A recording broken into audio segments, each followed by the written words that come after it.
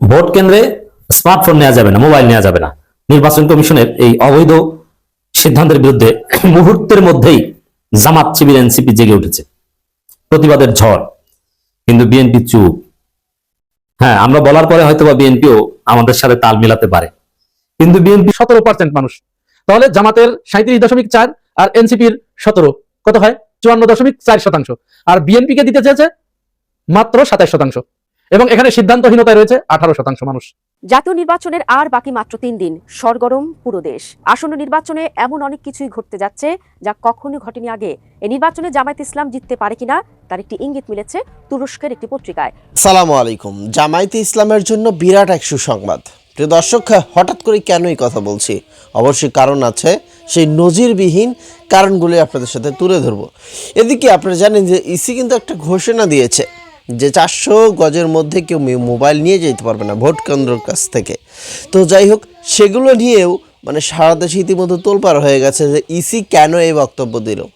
নির্বাচন কমিশন ঘেরাও করার হুঁশিয়ারি দিয়েছে কিন্তু এনসিপির নেতাকর্মীরা। তবে বিএনপি কিন্তু এই বিষয়ে এখন পর্যন্ত মুখ খুলে নাই, যেগুলো নিয়ে ইতিমধ্যেই অনেকেই কথা বলছে। চলেন দেখে আসি মূল ভিডিওটা। জয়লাভ করবে।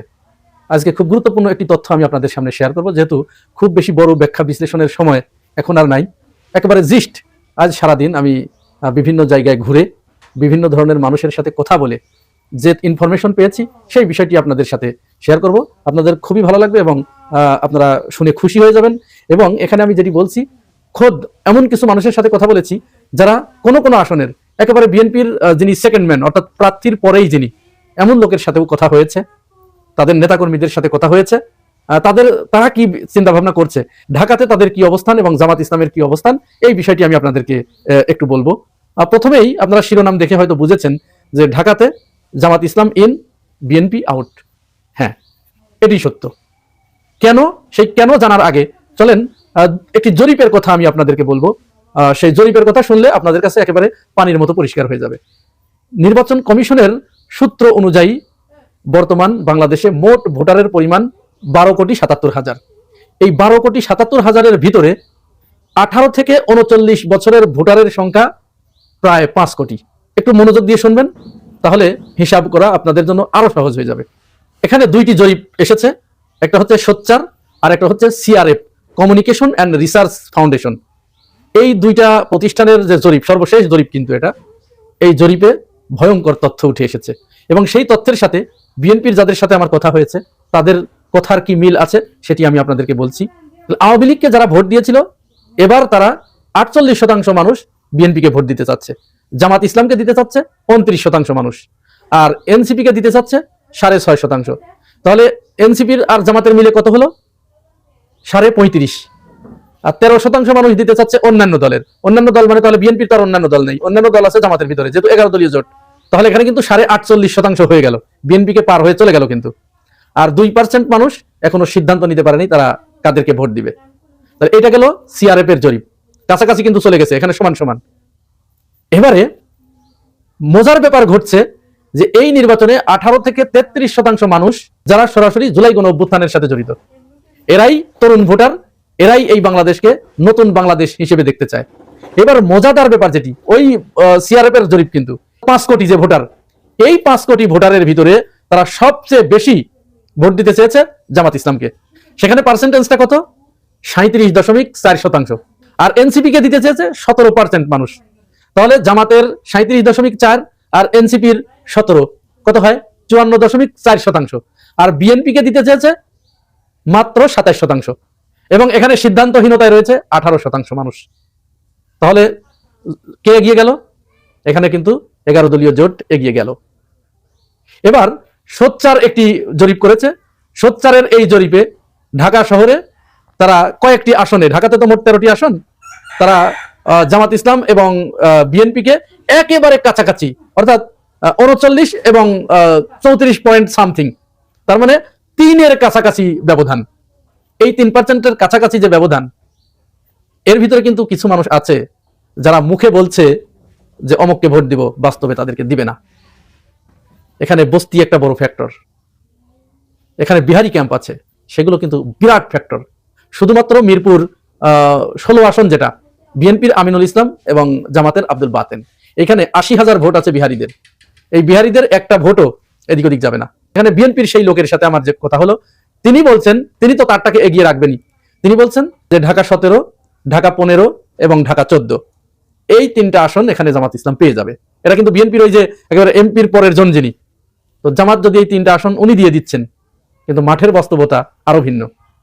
গতকালকের যে ভিডিওটা আমি আপনাদেরকে বলেছিলাম ঢাকা 17, যেখানে তারেক রহমান প্রতিদ্বন্দ্বী ডক্টর খালেদুজ্জামানের সাথে, তিনি বলছিলেন মূলত ঢাকা 17, গুলশান এবং বনানী এখানে অভিজাত শ্রেণীর লোক, এরা ভোট দিতে আসবে না কেউ। এইখানে জয় পরাজয় নির্ধারণ হবে। ওখানে কোরাইল যে বস্তি আছে, এই বস্তির মানুষের ভোটের মাধ্যমে এখানে জয় পরাজয় নির্ধারণ হয়ে যাবে। এরপরে আমি ওই কোরাইল বস্তিতে একটু খোঁজ দিলাম, সেখানে দেখলাম যে জাতীয় নির্বাচনের আর বাকি মাত্র 3 দিন, সরগরম পুরো দেশ। আসন্ন নির্বাচনে এমন অনেক কিছুই ঘটতে যাচ্ছে যা কখনো ঘটেনি আগে। এই নির্বাচনে জামায়াত ইসলাম জিততে পারে কিনা তার একটি ইঙ্গিত মিলেছে তুরস্কের একটি পত্রিকায়। খোদ রিসেপ তাইপ এরদোয়ানের অলিখিত মুখপাত্র ডেইলি সাবা পত্রিকায় প্রকাশিত এক মতামত বাংলাদেশের রাজনীতিতে নতুন করে আলোচনার জন্ম দিয়েছে। সেখানে বলা হয়েছে, বাংলাদেশে দীর্ঘদিন জাতীয় রাজনীতি নিয়ন্ত্রিত থাকায় মানুষের আসল জনমত আড়ালে ছিল, কিন্তু সম্প্রতি বিশ্ববিদ্যালয়গুলোর ছাত্র সংসদ নির্বাচনে কোনো বড় বাধাই ছাড়াই ভোট হওয়ায় ইসলামী ছাত্র শিবিরের প্যানেলগুলো বড় জয় পেয়েছে। এই ফলাফল কেবল আদর্শের পরিবর্তন নয়, বরং শিক্ষার্থীদের একটি প্র্যাকটিক্যাল রায়। তারা জবরদস্তি নয়, বরং যারা সুশৃঙ্খল এবং সাধারণ ছাত্রদের দিয়ে কাজ করে তাদের বেছে নিয়েছে। রাষ্ট্রের সাহায্য ছাড়া সংগঠিত হতে পারা কিংবা এক প্রকার নিষেধাজ্ঞার মধ্যেই আস্থা অর্জন করতে পারাকে গ্রহণযোগ্যতা হিসেবে দেখছে তুরস্কের পত্রিকাটি। দর্শক, এটি কেবল বিশ্ববিদ্যালয়গুলোতে শিবিরের উত্থানের বিশ্লেষণ নয়, এটি বাংলাদেশের ক্ষমতার কেন্দ্রবিন্দু পরিবর্তনের পূর্বাভাস। এরদোয়ান সরকার মুখপাত্র যখন জামায়াতের ছাত্র সংগঠনের সাফল্য নিয়ে কথা বলে, তখন বুঝতে হবে মাঠের চিত্র অনেক বদলে গেছে। দর্শক, তুরস্কের ডেইলি সাবা কোনো সাধারণ পত্রিকা নয়, এটি তুরস্কের একে পার্টি তথা প্রেসিডেন্ট রিসেপ তাইপ এরদোয়ানের অলিখিত মুখপাত্র হিসেবে কাজ করে। নির্বাচনের আগ দিয়ে বাংলাদেশের রাজনীতি নিয়ে এই পত্রিকার গভীর বিশ্লেষণ এরদোয়ান সরকারের একটি বড় জিওপলিটিক্যাল ইন্টারেস্টের দিকে ইঙ্গিত করছে। রিসেপ তাইপ এরদোয়ান নিজেকে মুসলিম বিশ্বের একজন অবিসংবাদিত নেতা হিসেবে প্রতিষ্ঠিত করতে চান।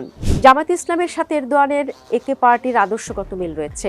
2016 সালে যখন জামায়াত নেতাদের ফাঁসি দেওয়া হচ্ছিল, তখন এরদোয়ানই একমাত্র বিশ্ব নেতা ছিলেন যিনি তীব্র প্রতিবাদ জানিয়েছিলেন এবং রাষ্ট্রদূত প্রত্যাহার করেছিলেন। গুঞ্জন আছে 2024 সালের গত 5 আগস্ট শেখ হাসিনা সরকারের পতনের পর তুরস্ক বাংলাদেশের রাজনীতিতে বেশ সক্রিয় হয়ে ওঠে। তুরস্ক চায় মুসলিম বিশ্বের উদীয়মান শক্তিগুলোর সাথে তাদের একটি ঘনিষ্ঠ বলয় তৈরি করতে। সাবায় প্রকাশিত মতামতে বলা হয়েছে, ছাত্র সংসদ নির্বাচন বিশ্ববিদ্যালয়ের গেটের বাইরেও গুরুত্বপূর্ণ। দক্ষিণ এশিয়ার রাজনৈতিক ব্যবস্থায় যেখানে জাতীয় নির্বাচনগুলো কঠোরভাবে নিয়ন্ত্রিত হয় অথবা ভোটারদের প্রভাবিত করা হয়, সেখানে ক্যাম্পাসের রাজনীতি প্রায় পরিবর্তনের আগামবার্তা দেয়। দর্শক, ডেইলি সাবার মতামতের মূল পয়েন্টগুলো বিশ্লেষণ করা যাক। ডেইলি সাবার তথ্য মতে সবচেয়ে বেশি গুরুত্ব দেওয়া হয়েছে সম্প্রতি ঢাকা বিশ্ববিদ্যালয় সহ বড় বড় পাবলিক বিশ্ববিদ্যালয়ের ছাত্র সংসদ নির্বাচনের ফলাফলের উপর। সেখানে দেখা গেছে, দীর্ঘদিনের তথাকথিত প্রগতিশীল বা বামপন্থী প্যানেলগুলোকে পেছনে ফেলে রক্ষণশীল ছাত্র সংগঠনগুলো একচেটিয়া জয় পেয়েছে, যাদের বড় অংশই ছাত্র শিবির সমর্থিত বা সমমনা। দর্শক, ছাত্র সংসদ নির্বাচনকে ধরা হয় জাতীয় রাজনীতির ল্যাবরেটরি। ক্যাম্পাসে ভোটাররা যখন স্বাধীনভাবে ভোট দেওয়ার সুযোগ পেয়েছে, তারা সরাসরি এক ধরনের আইডেন্টিটির পলিটিক্স বা রক্ষণশীল মূল্যবোধকে বেছে নিয়েছে। জামায়াতের মূল শক্তি হলো তাদের সুশৃঙ্খল বিশাল ছাত্র ভিত্তি।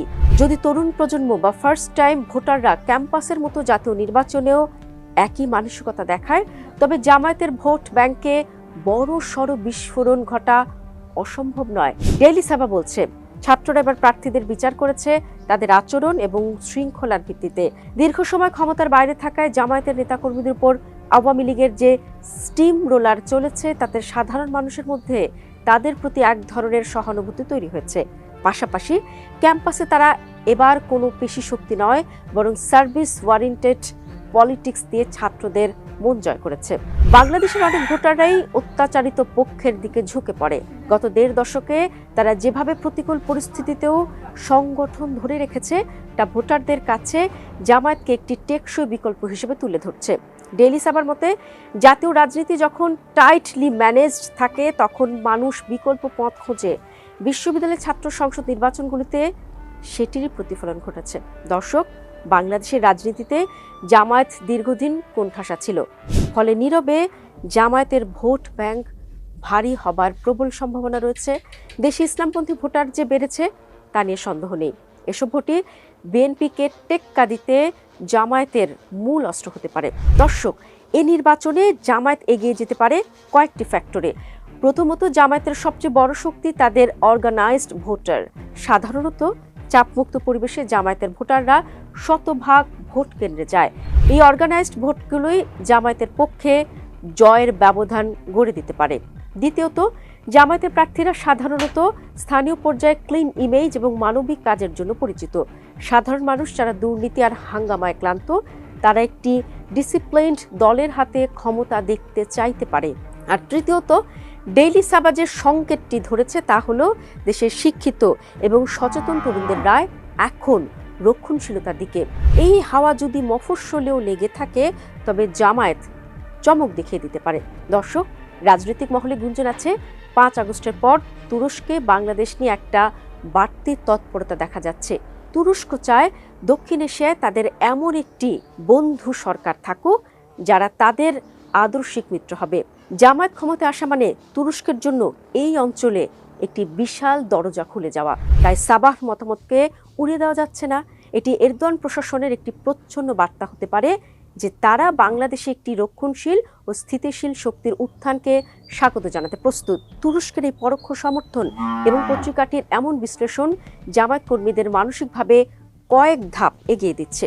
দর্শক, বাংলাদেশের রাজনীতিতে এখন আর কেবল দেশের ভেতরের শক্তিগুলি লড়াই করছে না, বরং তুরস্কের মতো আঞ্চলিক প্রচার প্রচারণা আমরা দেখছিলাম এবং আমরা জানি যে আমাদের এখানেও কিছু জামায়াতে ইসলামের ফ্যান ফলোয়ার রয়েছে, তারা জামায়াতকে সাপোর্ট করছে।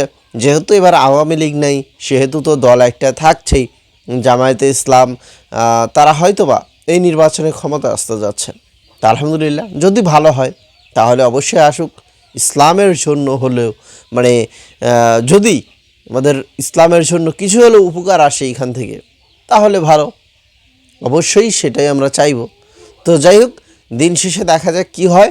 আর এই যে ইসি যে সিদ্ধান্ত নিয়েছে, এই ইসি সিদ্ধান্ত নেওয়ার পরপরই কিন্তু টনক নড়ে গেছে যে কেন এই সিদ্ধান্ত নেবে ইসি। এরকম সিদ্ধান্ত আমরা কখনোই মানতে পারবো না। তো লিখবেন আপনাদের মতামত।